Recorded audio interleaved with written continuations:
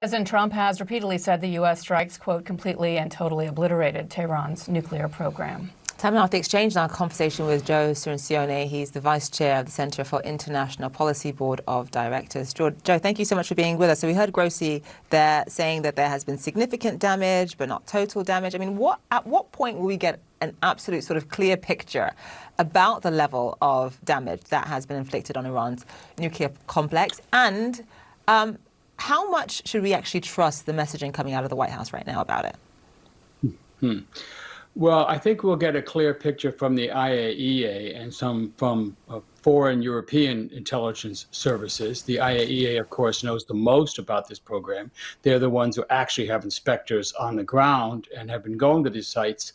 I would say the information from the White House cannot be trusted. I mean, you know, we're all used to Donald Trump lying about many things, his big bad bill, for example, or deportations. But somehow we don't really factor it in when it comes to big international affairs. We just still can't get used to the idea that the president might not be telling us the truth, even though we had a similar experience in the lead up to the 2003 Iraq War. In this case, they're just making things up.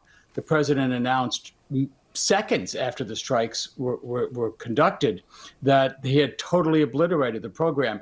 We know that's not true. Most independent experts agree with the Director General Grossi. Damaged, certainly. Set it back, yes. But many, maybe most of the sites weren't even hit. You can't bomb away the knowledge of how to enrich uranium or to build a weapon. It would take Iran months, perhaps a few years to rebuild. And finally, they don't really have to rebuild the whole complex. As long as they still have that stockpile of enriched uranium gas and a handful of centrifuges, a few hundred would do, they can feed that gas back into those centrifuges and produce the core of a bomb within 5 or 10 days, and many bombs over weeks further than that. So I think we'll know more independently about the bomb damage in the next couple of weeks, but I wouldn't count on getting a straight story from the White House.